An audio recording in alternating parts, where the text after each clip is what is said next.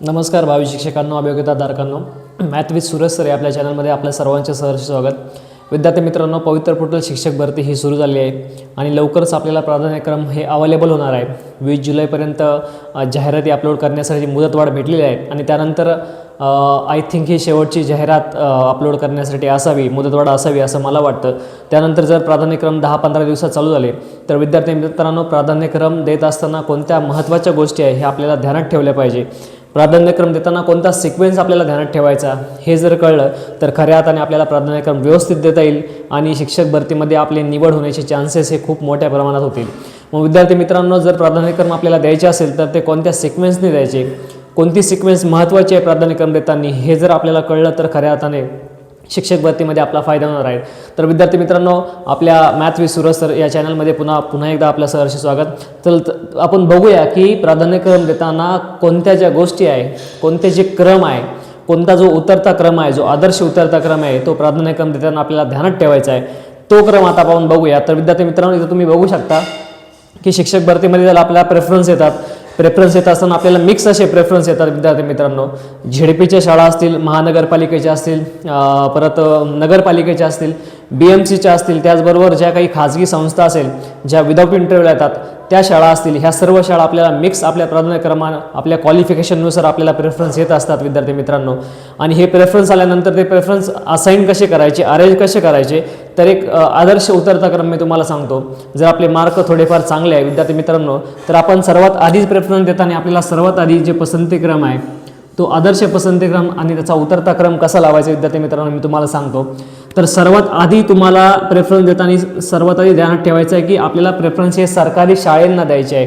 ज्या फुल सरकारी शाळा आहे, ज्या स्थानिक स्वराज्य संस्था आहे विद्यार्थी मित्रांनो, जसे की ZP असेल, देन नगरपालिका असेल, MNP म्हणजे महानगरपालिका असेल, त्यानंतर शाळा म्हणजे ज्या BMC असेल, तर विद्यार्थी मित्रांनो, ह्या ज्या शासकीय शाळा आहेत या शाळांना तुम्ही सर्वात आधी प्रेफरन्स द्यायचे आहे. तुमचा सर्वात आधीचा प्रेफरन्स या शाळांना असला पाहिजे, कारण या शाळेला जर तुम्ही प्रेफरन्स दिले तर फुल सॅलरी म्हणजे 100% अनुदानित ह्या शाळा असतात विद्यार्थी मित्रांनो. आणि सर्वात महत्त्वाचं म्हणजे तुम्हाला सर्व्हिस प्रोटेक्शन असतं. जर एक विद्यार्थ्यांच्या अभावी जर तुम्ही सरप्लस झाला, विद्यार्थ्यांच्या अभावी जर विद्यार्थी संख्या कमी झाली, त्याच्यात घट झाली, तर विद्यार्थी मित्रांनो तुम्हाला सर्व्हिस प्रोटेक्शन मिळतं आणि तुमची लगेच दुसऱ्या ठिकाणी नियुक्ती होऊ शकते. ते करू शकतात, त्यांना अधिकार आहे, कारण गव्हर्नमेंटच्या ज्या शाळा असतात. विद्यार्थी मित्रांनो, ही गोष्ट आपण ध्यानात ठेवली पाहिजे. म्हणून जर प्राधान्यक्रम आपल्याला द्यायचे असेल तर सुरुवात पहिली जो प्राधान्यक्रम असतो तो विद्यार्थी मित्रांनो आपल्याला सरकारी शाळा ज्या असतात, जिल्हा परिषद, महानगरपालिका, नगरपालिका, शासकीय शाळा, BMC, या शाळांना तुम्हाला सर्वात अधिक प्रेफरन्स द्यायचा आहे. कारण आपल्याला माहिती आहे की 100% अनुदानित या शाळा असतात, गव्हर्नमेंटच्या शाळा असतात. ऑलरेडी आपल्याला 100% अनुदानित आणि सर्वात महत्त्वाचं म्हणजे सर्व्हिस प्रोटेक्शन आपल्याला इथे मिळतं. आणि सर्व्हिस प्रोटेक्शन जर आपल्याला मिळालं तर आपल्याला कुठल्याही प्रकारचा कुणी आपल्याला काढून देऊ शकत नाही. विद्यार्थी मित्रांनो, ही गोष्ट आपण ध्यानात ठेवली पाहिजे. त्यानंतर दुसरा क्रम तुम्हाला द्यायचा आहे. प्राधान्यक्रम देताना विद्यार्थी मित्रांनो ध्यानात ठेवा, 100% अनुदानित शाळा. ज्या शाळा 100% अनुदानित आहे, ज्या संस्था ज्यांना सरकारच पेमेंट त्यांना अनुदान देतं आणि आपल्याला 100% फुल सॅलरी संस्थेकडून भेटतं, त्यांना देखील प्रोटेक्शन असतं. विद्यार्थी मित्रांनो, जर तिथेही विद्यार्थी मोठ्या प्रमाणात संख्या घट झाली आणि जर आपण सरप्लस झालो तर तिथे देखील आपलं समायोजन होऊ शकतं. थोडासा वेळ लागतो, जसं ZPला लगेच समायोजन होतं तसं इथं थोडा वेळ लागतो, परंतु आपल्याला देखील इथं 100% प्रोटेक्शन असतं. कारण संस्था जरी शाळा चालवत असल्या तर त्यांना अनुदान जे देतं ते सरकार देतं. म्हणून विद्यार्थी मित्रांनो, दुसरा जो प्रेफरन्स आपल्याला द्यायचा आहे पवित्र पोर्टलवर प्राधान्यक्रम असाईन करताना, तो म्हणजे 100% अनुदानित शाळा, त्यांना आपल्याला प्रेफरन्स द्यायचा. ही गोष्ट आपण ध्यानात ठेवली पाहिजे. त्यानंतर आपण येऊया तिसऱ्या मुद्द्याकडे. तिसरा जो आपला क्रम आहे तो म्हणजे 80% अनुदानित शाळा. विद्यार्थी मित्रांनो, 80% अनुदानित शाळेला देखील आपण प्रेफरन्स देऊ शकता. जर 80% अनुदानित शाळेला आपण प्रेफरन्स दिला तर चालू जे पेमेंट आहे त्या पेमेंटच्या 80% सॅलरी ही आपल्याला मिळते आणि इथं शिक्षण सेवक देखील आपल्याला करावं लागत नाही. विद्यार्थी मित्रांनो, ही जमेची बाब आहे. आणि विद्यार्थी मित्रांनो, 80% शाळेमध्ये 20% अनुदान येण्याची शक्यता जास्त असते. म्हणून थोडं 2-3 वर्ष किंवा 5 वर्ष आपण काढून डिपेंड ऑन द गव्हर्नमेंट, सरकार बदललं तर टप्पा देखील वाढ होतो. विद्यार्थी मित्रांनो, म्हणून जर 80% शाळेत जर तुम्ही गेला तर तुम्हाला चांगली सॅलरी मिळते 80% तुमच्या, आणि 20% चान्सेस हे खूप फास्ट होतात वाढण्याचे. म्हणून विद्यार्थी मित्रांनो ध्यानात ठेवा, 80% जी संस्था आहे किंवा ज्या शाळा आहे त्या शाळांना तुम्हाला 3 नंबर प्राधान्यक्रम द्यायचा आहे. 80% सॅलरी आपल्याला ही त्यातून मिळत असते. तर विद्यार्थी मित्रांनो, चौथा म्हणजे 60% अनुदानित शाळा ज्या आहे, 60% 60% ज्या अनुदानित शाळा आहे त्या शाळांना देखील तुम्ही प्राधान्यक्रम देऊ शकता.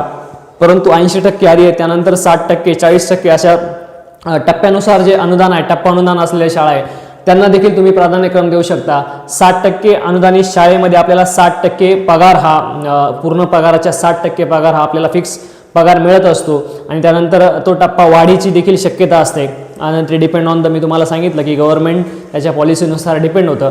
तर 60% अनुदानित शाळेला आपण उतरत्या क्रमाने असा झेडपी, त्यानंतर अनुदानित शाळा, 100% अनुदानित शाळा, त्यानंतर 80%, 60%, 40% आणि 20% अशा शाळांना आपण प्राधान्यक्रम हे सिक्वेन्सनुसार देऊ शकतो. विद्यार्थी मित्रांनो, ते मला सांगायची एक गोष्ट आहे की जर तुम्ही बेरोजगार असाल, तुमच्याकडे कुठल्याही प्रकारची नोकरी नाही, तुम्हाला मार्क देखील कमी आहे, तर तुम्हाला 60% आणि 80%च्या शाळेला जाण्यास कुठल्याही प्रकारची अडचण नाही. कारण जर तुम्ही बेरोजगार आहात विद्यार्थी मित्रांनो, जर तुम्हाला नोकरीची खूप गरज आहे, तर तुमचे मार्क देखील कमी आहे, तर 60% आणि 80%च्या ज्या शाळा आहेत त्यांना प्राधान्यक्रम द्यायला कुठल्याही प्रकारची हरकत नाही. जर तुमचे मार्क कमी असेल तर तुम्ही टॉपला त्या शाळा टाकू शकता, तुमची निवड होण्याचे चान्सेस जास्त असतात. म्हणून विद्यार्थी मित्रांनो, तुम्हाला 100% अनुदानित शाळा वाटत असेल की माझं काम होऊ शकत नाही, तर तुम्ही 60% आणि 80% हा जो ऑप्शन आहे तुमच्यासाठी बेटर असू शकतो. तिथे देखील तुम्ही प्राधान्यक्रम देऊ शकता. तिथे तुम्हाला भरपूर मोठ्या प्रमाणात 60% आणि 80% पूर्ण पगारच्या सॅलरी ही 100% तुम्हाला मिळेल. विद्यार्थी मित्रांनो, असे भरपूर जे उमेदवार आहे, जर एखादा उमेदवार आहे त्याला चांगले मार्क आहे विद्यार्थी मित्रांनो, परंतु त्याचं सिलेक्शन जर यादी लागली आणि समजो विथ इंटरव्ह्यूची यादी लागली आणि त्याच्या खूप लांबच्या जिल्ह्याची विथ इंटरव्ह्यूसाठी 100% एडेड शाळा संस्था आली आणि स्वतःच्या जिल्ह्यातली 80%, 60% संस्था आली, तर त्या विद्यार्थ्याने लांब जाण्यापेक्षा जर आपल्या कुटुंबाजवळ त्याला राहायचं असेल तर तो 60% आणि 80%ची शाळा निवडू शकतो.